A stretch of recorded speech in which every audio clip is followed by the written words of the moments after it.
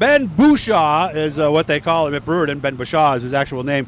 Came up with the nickname Banjo. We're going to find out about that in a little bit, but he will start 30th later today in the Salute to the Troops 150. So how we look? How were the qualifying races? That wasn't bad. Driver kind of made a few errors. We actually had a really good car. We got kind of held up in time trials. Weren't quite, where we wanted to be, so it put us back a little ways in the qualifier, and the car was really good. Passed some cars early, and then I think I hit every wall out there on my way up through. I got up to, 8th or 9th, and then I'd hit the wall and go back 13th and drive back up to a qualifying spot, and we just got the last spot. I really can't believe this thing held together as bad as they beat it out there, but it did, and we're in the show. Nice, so a little bit relaxing there. All right, I want to bring Chris Heil in because I want him to offer his perspective on this. I don't know if you saw this, Chris, but I think it was your time trial lap on Thursday. Boy, that thing bounced, and you had a real good look at that inside wall. Yeah, I think I was the only person to spin out there. It was kind of embarrassing. Yep. Chris Heil is with us here. You've done that. I don't think in time trials. Oh, never. You never spun in hot laps either, right? No, well, in hot laps I had. Oh, okay. All right. What is that feeling like when you're, especially out? Well, just even spinning in hot laps, because you're not even racing yet, and here you are looking sideways. As long as nobody hits you, it's all right. Okay. As soon as you get hit, that is bad news.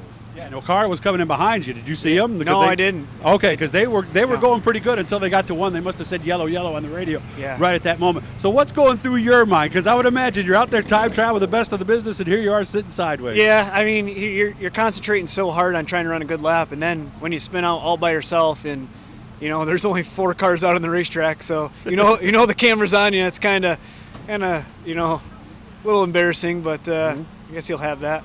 Chris, give me that laugh you just did once again. No, it was more of a squeal than a laugh. I could tell that he's sitting there going, "Yep, that must suck." To me. And now you've got to concentrate and somehow get back in race mode after that. How tough was that to get your thoughts back together and go, okay, come on, don't think about that, just qualify? Yeah, I'm actually glad they did give me another lap, because I wasn't quite sure if they were just going to tell me to pull in the pits because I caused the caution in time trials. Yeah, I didn't quite know what the rule was, but luckily we did get to get another complete lap, which we time trialed 42nd, which wasn't great, but at least we weren't starting in the back. Okay, I'm curious, Chris, did anybody tease him when he got back in the pits? No, I don't think so. They need to? No. That would have almost been cruel, right? Yeah, it happens. It is what it is.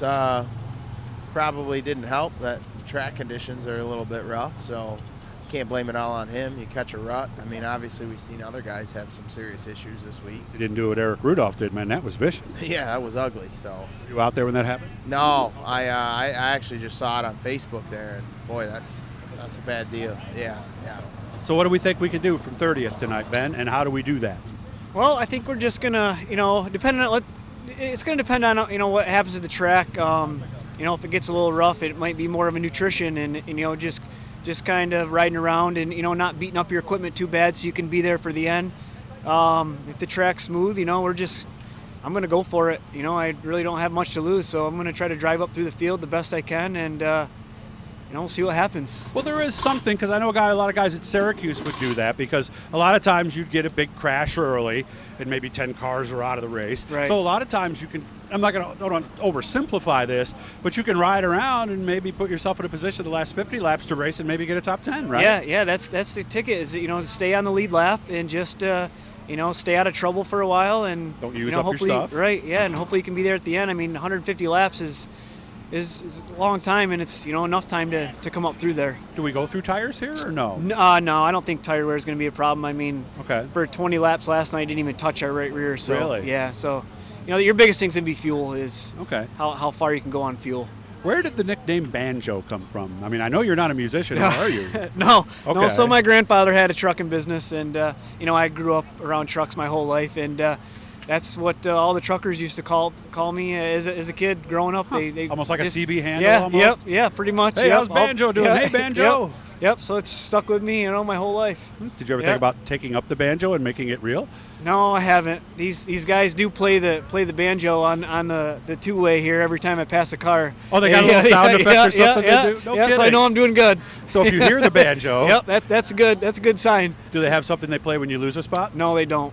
They just tell me to get up on the wheel. Do you like a lot of chatter or a little chatter? I like very less. When I'm racing, I really don't like talking. Chris actually spotted for me last night, and it Chris was Heil? Yeah, it was perfect. Like just say car high, car low. You're clear.